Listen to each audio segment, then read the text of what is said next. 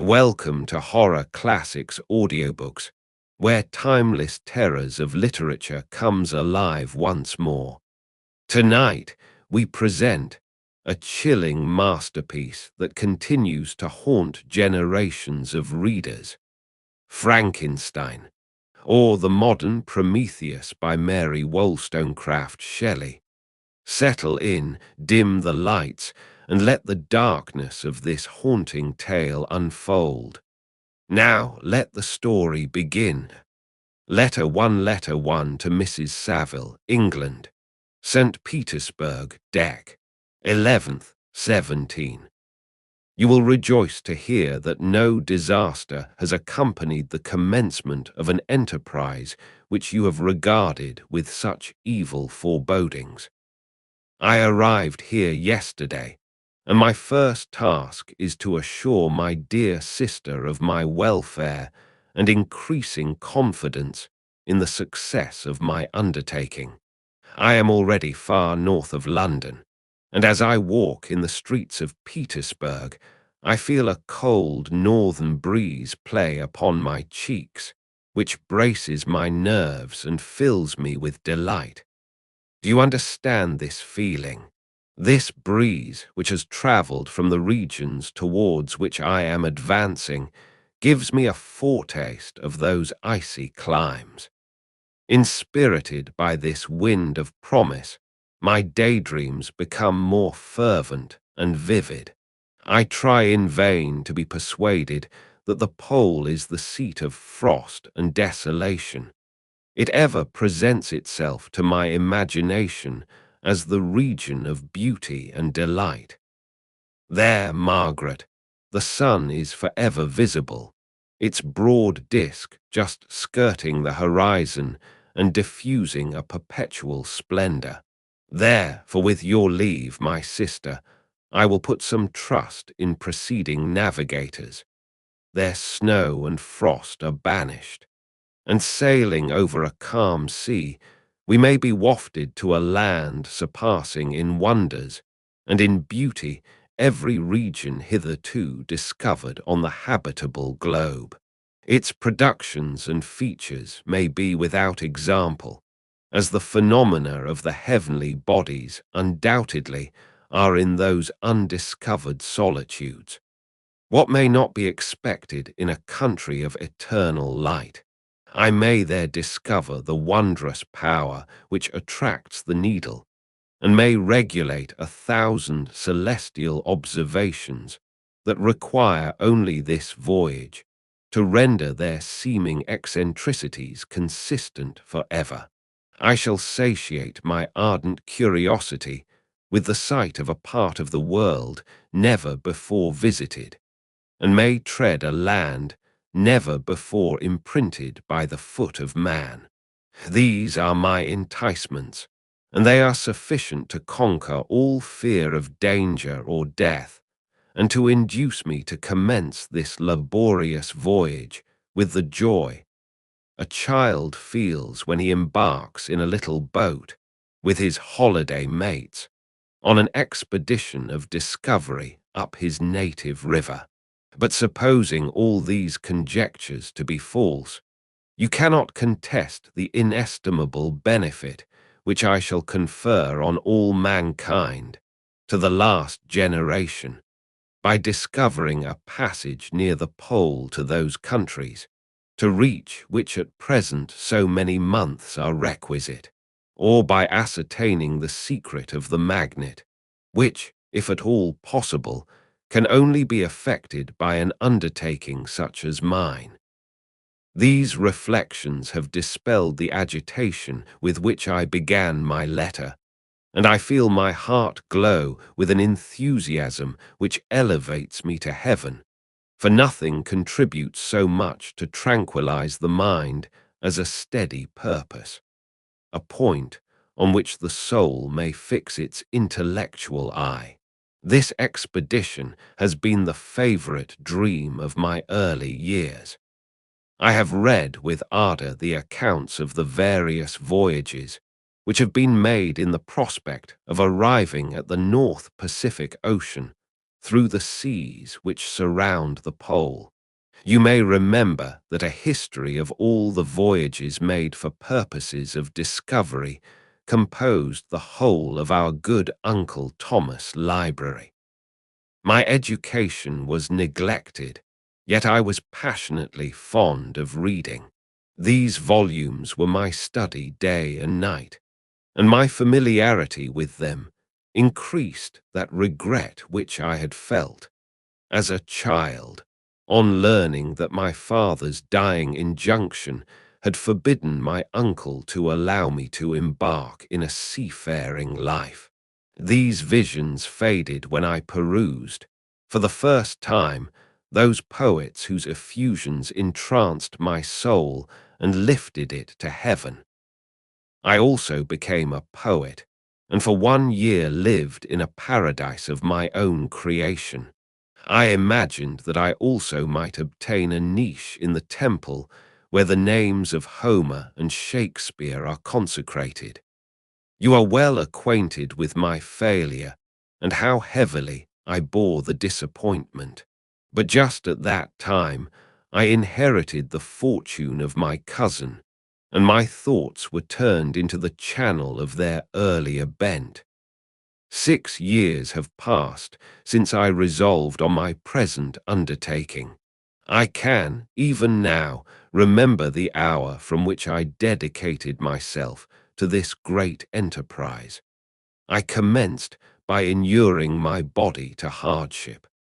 I accompanied the whale fishers on several expeditions to the North Sea.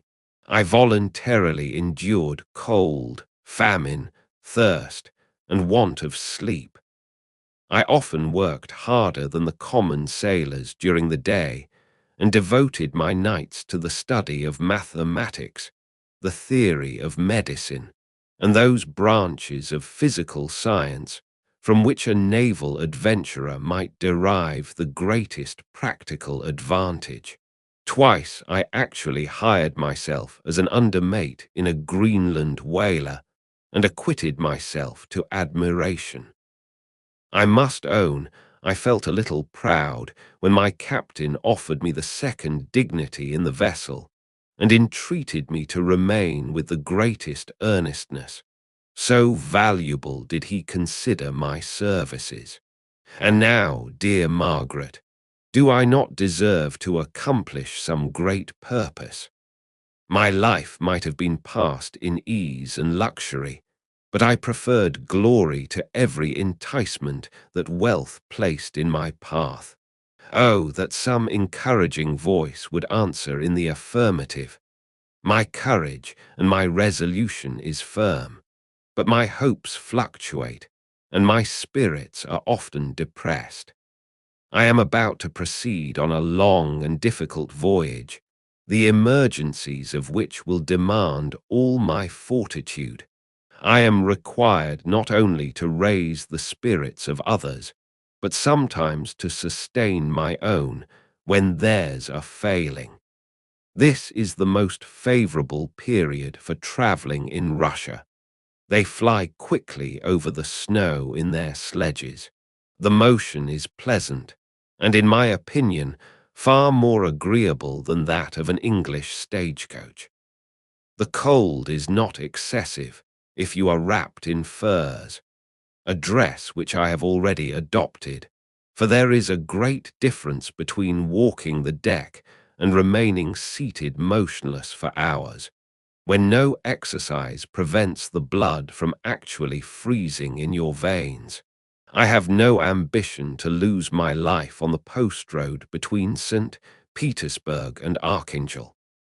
I shall depart for the latter town in a fortnight or 3 weeks, and my intention is to hire a ship there, which can easily be done by paying the insurance for the owner, and to engage as many sailors as I think necessary among those who are accustomed to the whale fishing. I do not intend to sail until the month of June, and when shall I return? Ah, dear sister, how can I answer this question? If I succeed, many, many months, perhaps years, will pass before you and I may meet. If I fail, you will see me again soon, or never. Farewell, my dear, excellent Margaret. Heaven shower down blessings on you, and save me, that I may again and again testify my gratitude for all your love and kindness. Your affectionate brother, R. Walton. Letter 2 to Mrs. Saville, England. Archangel, 28th March, 17. How slowly the time passes here, encompassed as I am by frost and snow. Yet a second step is taken towards my enterprise. I have hired a vessel, and am occupied in collecting my sailors. Those whom I have already engaged appear to be men on whom I can depend, and are certainly possessed of dauntless courage. But I have one want which I have never yet been able to satisfy, and the absence of the object of which I now feel as a most severe evil. I have no friend, Margaret. When I am glowing with the enthusiasm of success, there will be none to participate my joy. If I am assailed by disappointment, no one will endeavor to sustain me in dejection. I shall commit my thoughts to paper, it is true, but that is a poor medium for the communication of feeling. I desire the company of a man who could sympathize with me, whose eyes would reply to mine. You may deem me romantic, my dear sister, but I bitterly feel the want of a friend. I have no one near me, gentle yet courageous, possessed of a cultivated as well as of a capacious mind, whose tastes are like my own, to approve or amend my plans.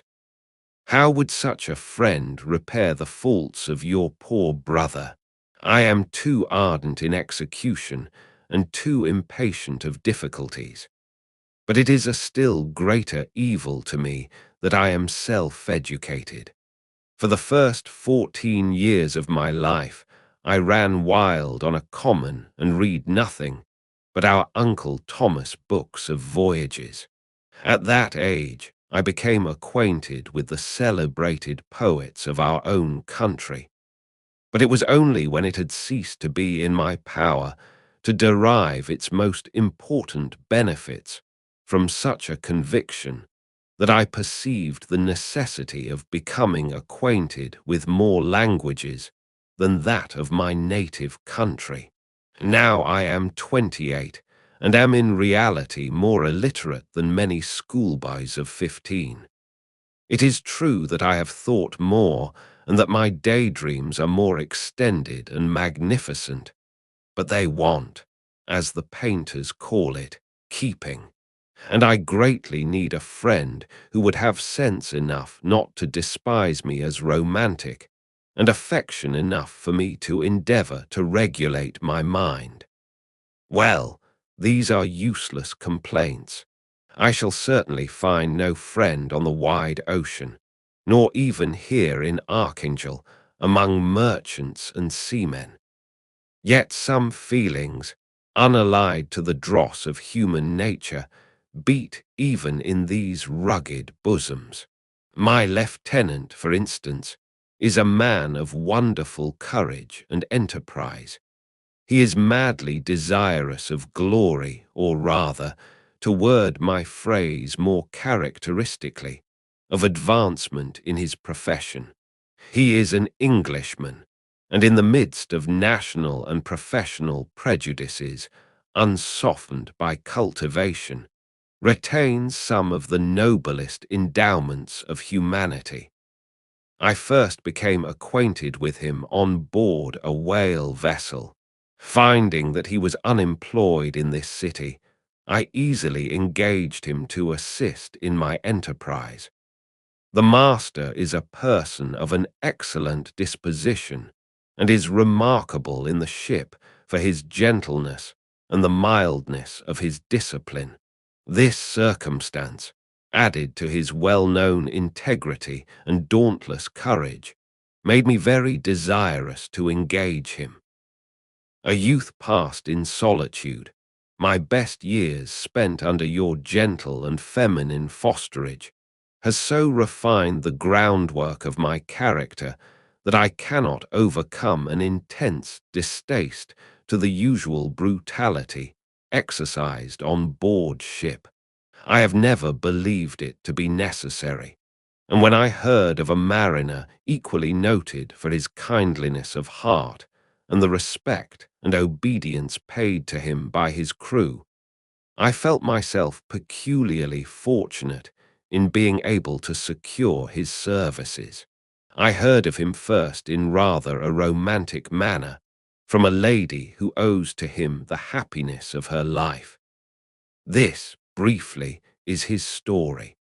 Some years ago, he loved a young Russian lady of moderate fortune, and having amassed a considerable sum in prize money, the father of the girl consented to the match. He saw his mistress once before the destined ceremony, but she was bathed in tears, and throwing herself at his feet, entreated him to spare her, confessing at the same time that she loved another, but that he was poor, and that her father would never consent to the union. My generous friend reassured the suppliant, and on being informed of the name of her lover, instantly abandoned his pursuit. He had already bought a farm with his money, on which he had designed to pass the remainder of his life, but he bestowed the whole on his rival, together with the remains of his prize money to purchase stock, and then himself solicited the young woman's father to consent to her marriage with her lover. But the old man decidedly refused, thinking himself bound in honor to my friend, who, when he found the father inexorable, quitted his country, nor returned until he heard that his former mistress was married according to her inclinations. What a noble fellow, you will exclaim. He is so, but then he is wholly uneducated. He is as silent as a Turk, and a kind of ignorant carelessness attends him, which, while it renders his conduct the more astonishing, detracts from the interest and sympathy which otherwise he would command. Yet do not suppose, because I complain a little, or because I can conceive a consolation for my toils which I may never know, that I am wavering in my resolutions. Those are as fixed as fate, and my voyage is only now delayed until the weather shall permit my embarkation. The winter has been dreadfully severe, but the spring promises well, and it is considered as a remarkably early season, so that perhaps I may sail sooner than I expected. I shall do nothing rashly. You know me sufficiently to confide in my prudence and considerateness whenever the safety of others is committed to my care. I cannot describe to you my sensations on the near prospect of my undertaking. It is impossible to communicate to you a conception of the trembling sensation, half pleasurable and half fearful, with which I am preparing to depart. I am going to unexplored regions, to the land of mist and snow, but I shall kill no albatross. Therefore do not be alarmed for my safety, or if I should come back to you as worn and woeful as the ancient mariner. You will smile at my illusion, but I will disclose a secret. I have often attributed my attachment to, my passionate enthusiasm for, the dangerous mysteries of ocean to that production of the most imaginative of modern poets. There is something at work in my soul which I do not understand. I am practically industrious, painstaking, a workman to execute with perseverance and labor. But besides this, there is a love for the marvelous, a belief in the marvelous, intertwined in all my projects, which hurries me out of the common pathways of men, even to the wild sea and unvisited regions I am about to explore, but to return to dearer considerations. Shall I meet you again after having traversed immense seas and returned by the most southern cape of Africa or America? I dare not expect such success, yet I cannot bear to look on the reverse of the picture. Continue for the present to write to me by every opportunity. I may receive your letters on some occasions when I need them most to support my spirits. I love you very tenderly. Remember me with affection should you never hear from me again. Your affectionate brother, Robert Walton. Letter 3 to Mrs. Saville, England. July 7th, 17. My dear sister, I write a few lines in haste to say that I am safe and well advanced on my voyage.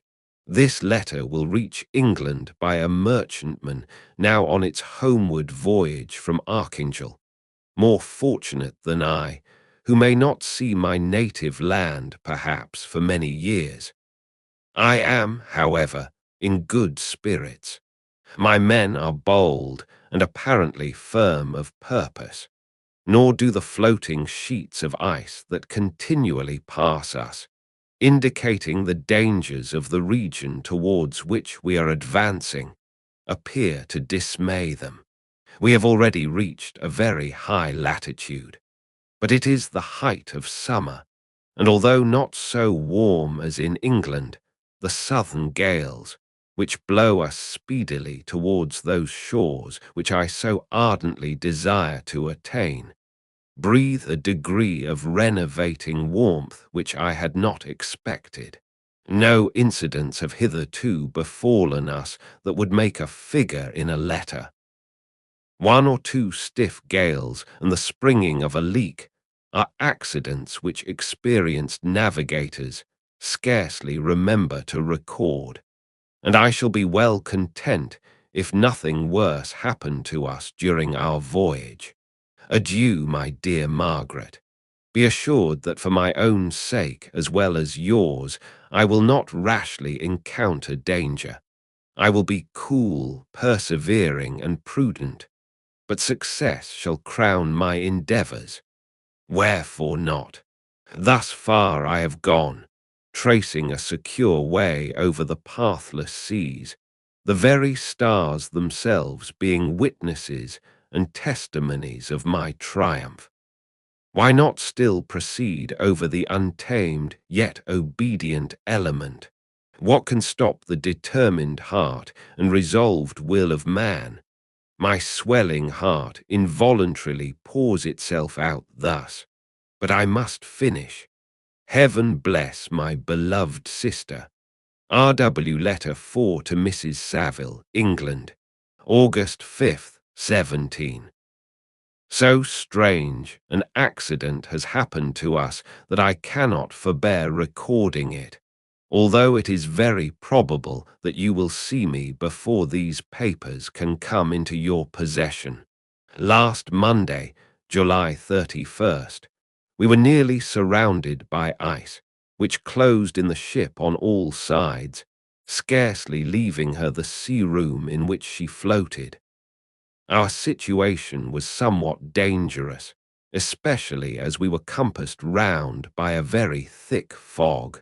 We accordingly lay to, hoping that some change would take place in the atmosphere and weather. About 2 o'clock the mist cleared away, and we beheld, stretched out in every direction, vast and irregular plains of ice, which seemed to have no end. Some of my comrades groaned, and my own mind began to grow watchful with anxious thoughts, when a strange sight suddenly attracted our attention and diverted our solicitude from our own situation. We perceived a low carriage, fixed on a sledge and drawn by dogs, pass on towards the north at the distance of half a mile. A being which had the shape of a man but apparently of gigantic stature, sat in the sledge and guided the dogs. We watched the rapid progress of the traveller with our telescopes until he was lost among the distant inequalities of the ice. This appearance excited our unqualified wonder. We were, as we believed, many hundred miles from any land, but this apparition seemed to denote that it was not, in reality, so distant as we had supposed. Shut in, however, by ice, it was impossible to follow his track, which we had observed with the greatest attention. About 2 hours after this occurrence, we heard the ground sea, and before night the ice broke and freed our ship. We, however, lay to until the morning, fearing to encounter in the dark those large, loose masses which float about after the breaking up of the ice. I profited of this time to rest for a few hours. In the morning, however, as soon as it was light, I went upon deck and found all the sailors busy on one side of the vessel, apparently talking to someone in the sea. It was, in fact, a sledge, like that we had seen before, which had drifted towards us in the night on a large fragment of ice. Only one dog remained alive, but there was a human being within it whom the sailors were persuading to enter the vessel. He was not, as the other traveller seemed to be, a savage inhabitant of some undiscovered island, but a European. When I appeared on deck, the master said, "Here is our captain, and he will not allow you to perish on the open sea." On perceiving me, the stranger addressed me in English, although with a foreign accent. "Before I come on board your vessel," said he, "will you have the kindness to inform me whither you are bound?" You may conceive my astonishment on hearing such a question addressed to me from a man on the brink of destruction, and to whom I should have supposed that my vessel would have been a resource which he would not have exchanged for the most precious wealth the earth can afford. I replied, however, that we were on a voyage of discovery towards the northern pole. Upon hearing this, he appeared satisfied and consented to come on board. Good God! Margaret, if you had seen the man who thus capitulated for his safety, your surprise would have been boundless. His limbs were nearly frozen, and his body dreadfully emaciated by fatigue and suffering. I never saw a man in so wretched a condition. We attempted to carry him into the cabin, but as soon as he had quitted the fresh air he fainted. We accordingly brought him back to the deck and restored him to animation by rubbing him with brandy and forcing him to swallow a small quantity. As soon as he showed signs of life, we wrapped him up in blankets and placed him near the chimney of the kitchen stove. By slow degrees, he recovered and ate a little soup, which restored him wonderfully. 2 days passed in this manner before he was able to speak, and I often feared that his sufferings had deprived him of understanding. When he had in some measure recovered, I removed him to my own cabin and attended on him as much as my duty would permit. I never saw a more interesting creature. His eyes have generally an expression of wildness and even madness, but there are moments when, if anyone performs an act of kindness towards him or does him any the most trifling service, his whole countenance is lighted up, as it were, with a beam of benevolence and sweetness that I never saw equalled. But he is generally melancholy and despairing, and sometimes he gnashes his teeth, as if impatient of the weight of woes that oppresses him. When my guest was a little recovered, I had great trouble to keep off the men, who wished to ask him 1,000 questions, but I would not allow him to be tormented by their idle curiosity, in a state of body and mind whose restoration evidently depended upon entire repose. Once, however, the lieutenant asked why he had come so far upon the ice in so strange a vehicle. His countenance instantly assumed an aspect of the deepest gloom, and he replied, "To seek one who fled from me." "And did the man whom you pursued travel in the same fashion?" "Yes."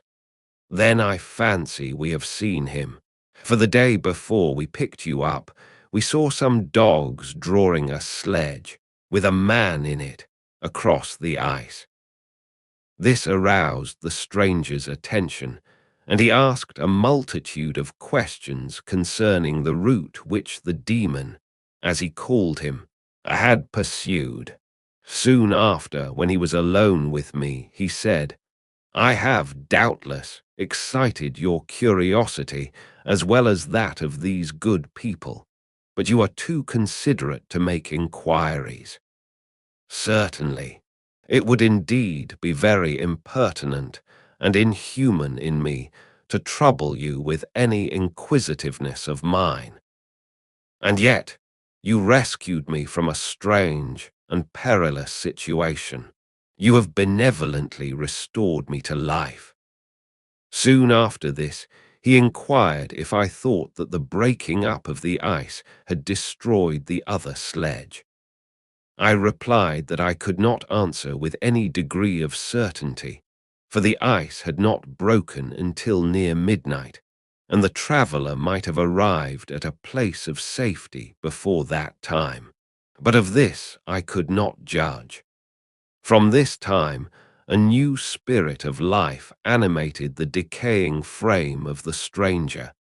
He manifested the greatest eagerness to be upon deck to watch for the sledge which had before appeared, but I have persuaded him to remain in the cabin, for he is far too weak to sustain the rawness of the atmosphere. I have promised that someone should watch for him and give him instant notice if any new object should appear in sight. Such is my journal of what relates to this strange occurrence up to the present day. The stranger has gradually improved in health, but is very silent and appears uneasy when anyone except myself enters his cabin. Yet his manners are so conciliating and gentle that the sailors are all interested in him, although they have had very little communication with him. For my own part, I begin to love him as a brother, and his constant and deep grief fills me with sympathy and compassion. He must have been a noble creature in his better days, being even now in wreck so attractive and amiable. I said in one of my letters, my dear Margaret, that I should find no friend on the wide ocean.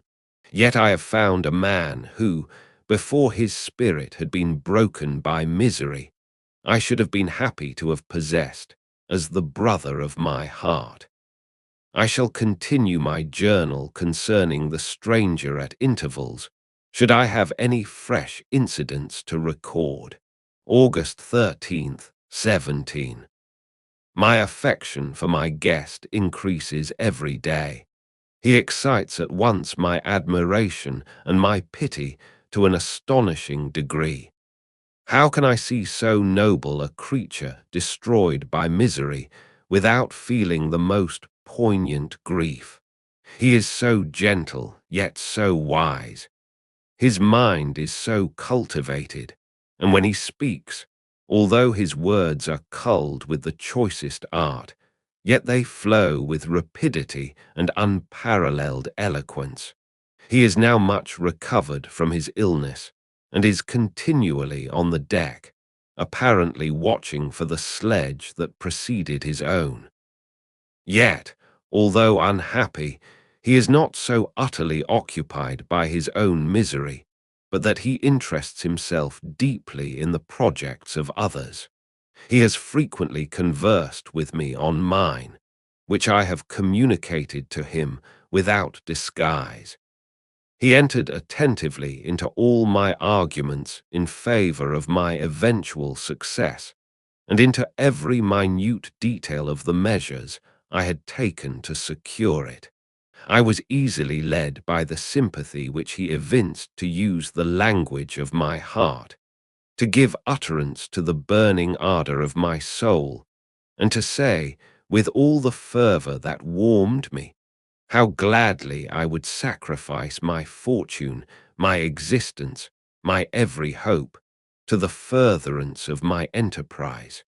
One man's life or death were but a small price to pay for the acquirement of the knowledge which I sought, for the dominion I should acquire and transmit over the elemental foes of our race.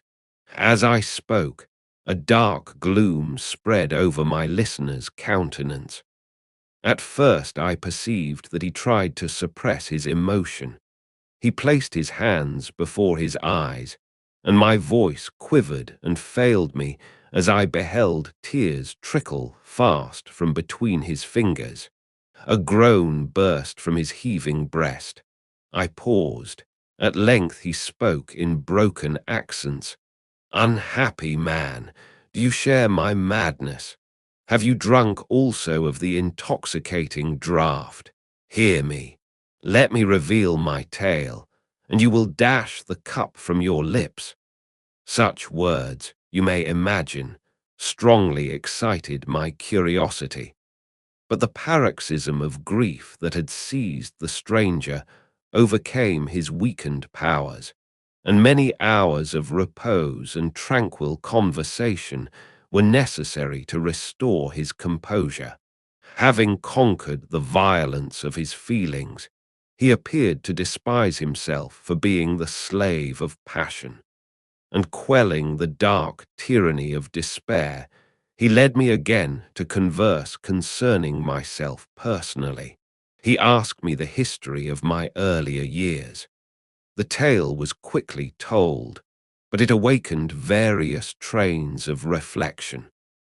I spoke of my desire of finding a friend, of my thirst for a more intimate sympathy with a fellow mind than had ever fallen to my lot, and expressed my conviction that a man could boast of little happiness who did not enjoy this blessing. "I agree with you," replied the stranger. "We are unfashioned creatures, but half made up, if one wiser, better, dearer than ourselves. Such a friend ought to be. Do not lend his aid to perfectionate our weak and faulty natures. I once had a friend, the most noble of human creatures, and am entitled, therefore, to judge respecting friendship. You have hope and the world before you, and have no cause for despair. But I have lost everything and cannot begin life anew."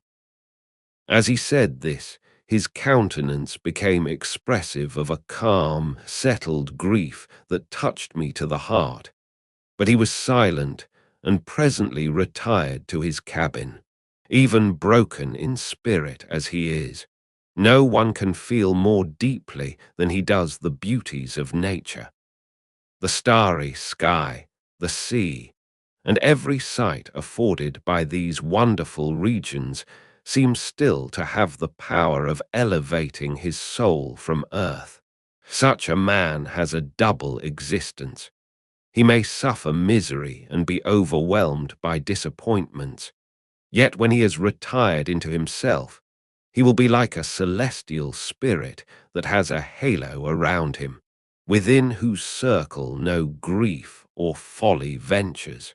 Will you smile at the enthusiasm I express concerning this divine wanderer? You would not if you saw him. You have been tutored and refined by books and retirement from the world, and you are therefore somewhat fastidious. But this only renders you the more fit to appreciate the extraordinary merits of this wonderful man. Sometimes I have endeavored to discover what quality it is which he possesses that elevates him so immeasurably above any other person I ever knew. I believe it to be an intuitive discernment, a quick but never failing power of judgment, a penetration into the causes of things, unequaled for clearness and precision. Add to this a facility of expression and a voice whose varied intonations are soul-subduing music. August 19th, 17. Yesterday the stranger said to me, "You may easily perceive, Captain Walton, that I have suffered great and unparalleled misfortunes. I had determined at one time that the memory of these evils should die with me, but you have won me to alter my determination. You seek for knowledge and wisdom, as I once did, and I ardently hope that the gratification of your wishes may not be a serpent to sting you, as mine has been. I do not know that the relation of my disasters will be useful to you.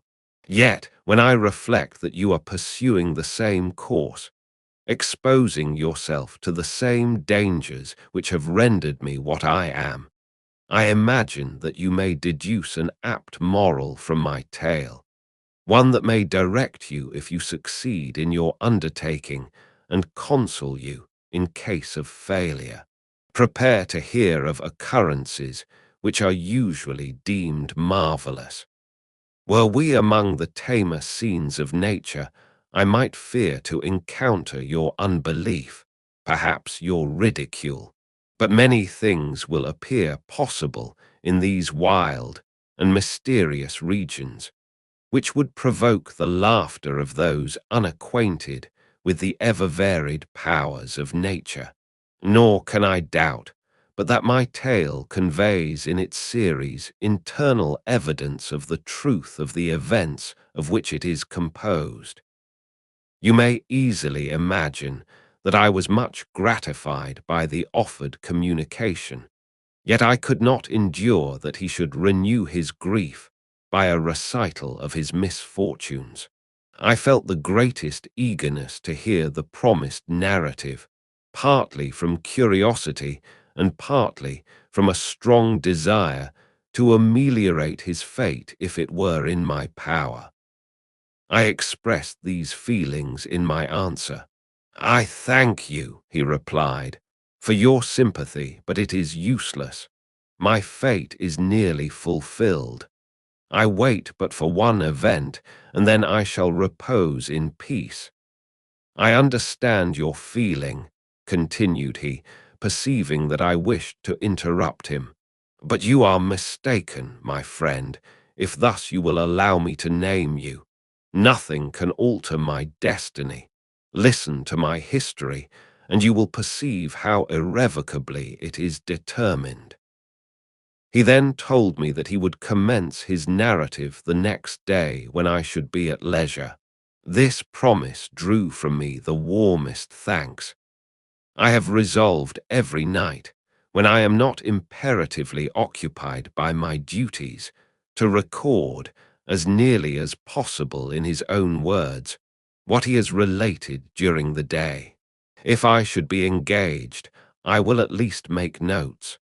This manuscript will doubtless afford you the greatest pleasure, but to me, who know him, and who hear it from his own lips, with what interest and sympathy shall I read it in some future day? Even now, as I commence my task, his full-toned voice swells in my ears. His lustrous eyes dwell on me with all their melancholy sweetness. I see his thin hand raised in animation, while the lineaments of his face are irradiated by the soul within. Strange and harrowing must be his story, frightful the storm which embraced the gallant vessel on its course and wrecked it. Thus, That wraps up Letter 1 of Frankenstein, or the Modern Prometheus. The next chapter is already live. Click the link in the description or the card above to continue the story.